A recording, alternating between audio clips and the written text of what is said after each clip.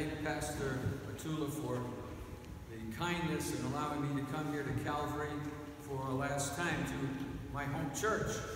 And I know the stories still persist, but I have to say yes, in the old church when the pews came down like this, I did slide under them as a boy. But I did not swim in the baptismal tank. That was one of the other rumors that went around.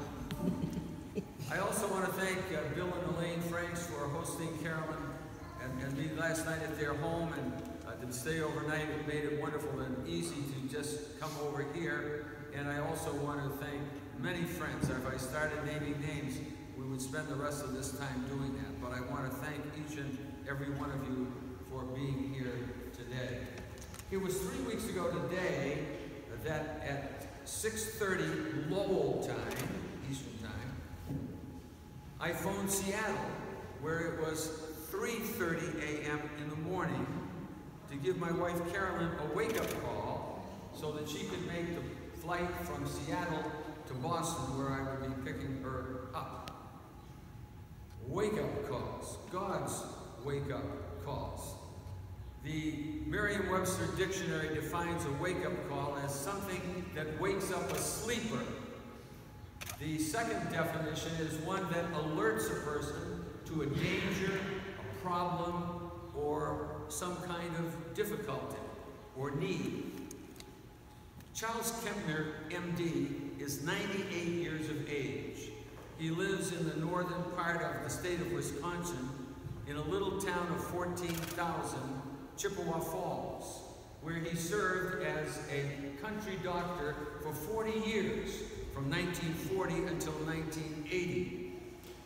And Dr. Kempner said, when the phone by my bed would ring on a cold Wisconsin night, there was nothing like it.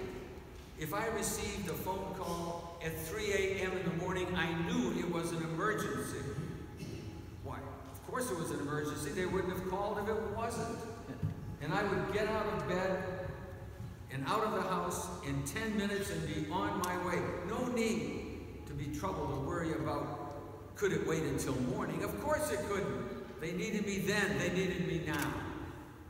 Bob Greene, who wrote the story for the Wall Street Journal, he said he asked Dr. Kempner, tell me, how were you able to do that all of those days, all of those nights, all of those long years, going to the homes of people who were ailing and who were waiting for you?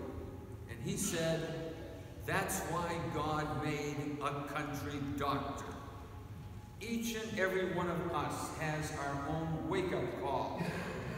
And we hear that wake-up call, it calls us to the possibilities that are within us and the possibilities that are before us. There's a book out that some of you have read. It's on the New York Times bestseller list. And it is called 12 Rules for Life. And in that book, Jordan Peterson, who many compare in some ways to another great Christian before him, C.S. Lewis, says that the Bible is the foundational document of Western civilization, and that it is the ultimate source for our knowledge about good and evil. And its appearance uprooted the idea that those who were powerful and strong had the right to come along and take over what the weak and the poor had. And that was nothing short of revolutionary. It was a miracle. And that brings us to our scripture today and our story, the story of David and the text which I read to you, and our theme for today, God's wake-up call. And so today I want to share with you a handful, very briefly, of God's wake-up calls, one of the great themes of theology that run from Genesis right to the very end of our Bible in Revelation. And the first of those is the one with David, where God calls us from selfishness to selflessness, calling us from selfishness to selflessness. We're going to go to the pre-scripture, if you will, that we read as our text, a prelude, if you will, chapter 11. And in chapter 11,